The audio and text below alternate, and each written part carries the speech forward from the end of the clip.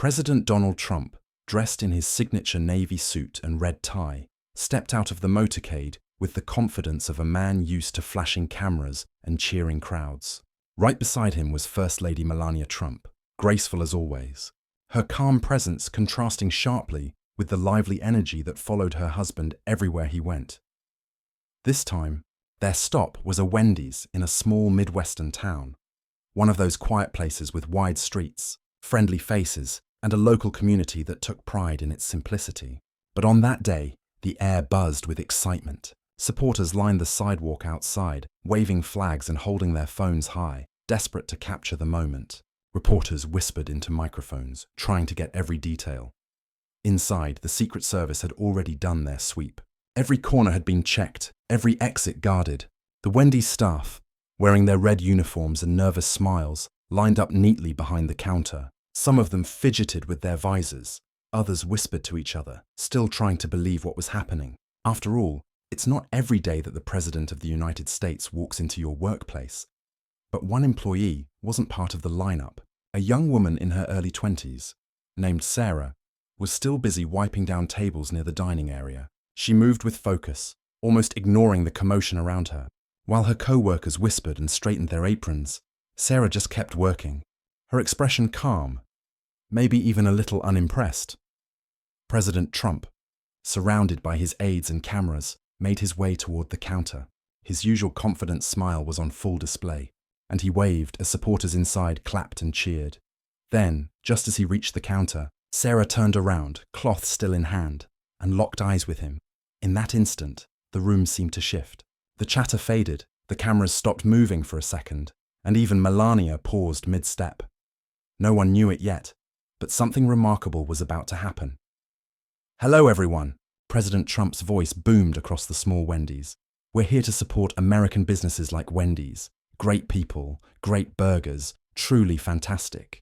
The moment he spoke, the crowd inside erupted with cheers. Phones went up, flashes flickered, and a few people shouted, "We love you, Mr. President." The atmosphere was electric, the kind of energy that usually followed him wherever he went. But not everyone was clapping. Across the counter, Sarah, the young Wendy's worker, stood with her arms loosely at her sides, watching quietly. Her co-workers beamed nervously, some whispering to each other, but she didn't move. Her eyes stayed fixed on President Trump, not with anger, but with something far more powerful. Calm curiosity mixed with a touch of courage.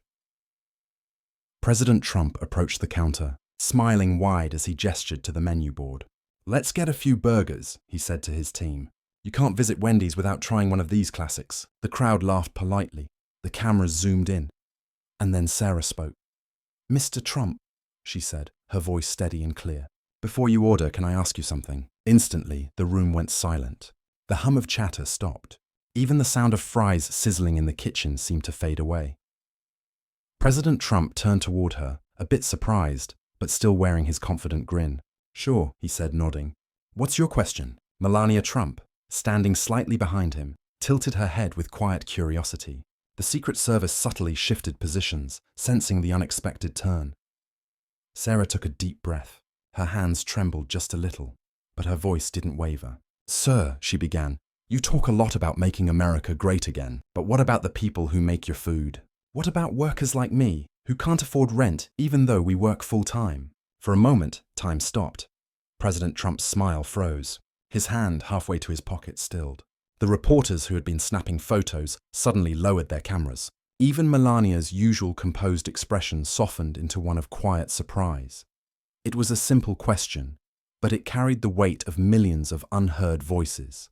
And for the first time that day, the man who always had an answer had none. The air inside the Wendys had turned thick, so thick that even the sound of the soda machine humming in the background seemed to disappear. The crowd held its breath. Reporters leaned forward, their cameras zooming in to capture every flicker of expression on President Trump's face. President Trump looked directly at Sarah, his mouth slightly open as if the right words were on the tip of his tongue but somehow wouldn't come out. His eyes searched hers, calm, unwavering, and unafraid. Behind him, members of his team exchanged uneasy glances. They hadn't prepared for this. Every stop on the campaign trail was carefully planned. Every handshake, every soundbite, every smile. But this was real, raw, and completely off script. Finally, President Trump straightened his shoulders and spoke. "Well," he began, his familiar tone returning, "we're working on bringing jobs back, and the economy is—" Before he could finish, Sarah quietly cut in. "Jobs are here, sir," she said, her voice gentle but firm. "I have one, but a job isn't always enough anymore."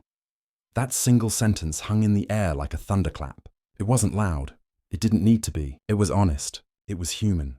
President Trump blinked, momentarily stunned.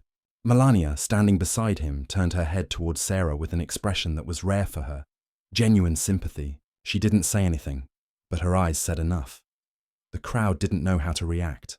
Some looked down at their phones. Others stared at President Trump, waiting to see what he would say next. But for the first time that day, he didn't rush to fill the silence.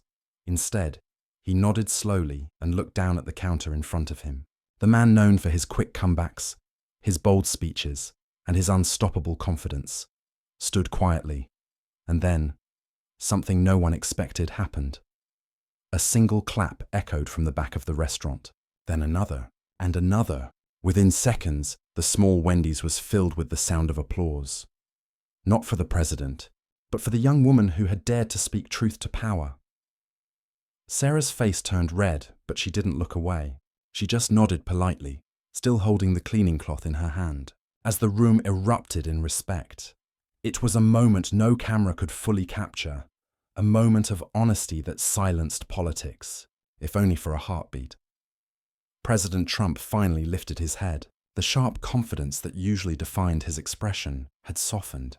His eyes met Sarah's again, but this time, they didn't carry the polished look of a politician on camera. They carried something more real, almost reflective. He took a small step closer to the counter, leaned forward slightly and spoke in a quieter tone. "You know what?" he said. "That's a fair point. Maybe we do need to talk more about people like you." There was a murmur among the crowd. It wasn't the kind of response they expected from the man known for his fiery words and larger-than-life presence. But this moment, this small, unplanned conversation inside a Wendy's, had shifted something in the room. Even his voice sounded different now. It wasn't a speech. It wasn't a line rehearsed by his team. It sounded human. He turned slightly toward the cameras that were still rolling, and his tone grew stronger. "This young lady makes a great point," President Trump said.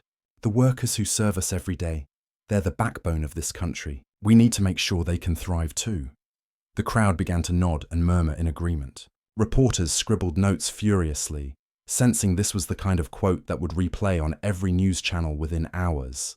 Sarah, however, didn't bask in the attention. She stood still, her expression calm. Then after a pause, she said softly, "Words are nice, sir, but actions mean more." The words were simple, but they hit harder than any debate punchline or campaign slogan. For a moment, even President Trump didn't move. His usual quick retort didn't come. Instead, he just nodded. A small, genuine nod that carried more meaning than a dozen promises. Standing beside him, Melania Trump stepped forward. Her face carried warmth that surprised even those watching.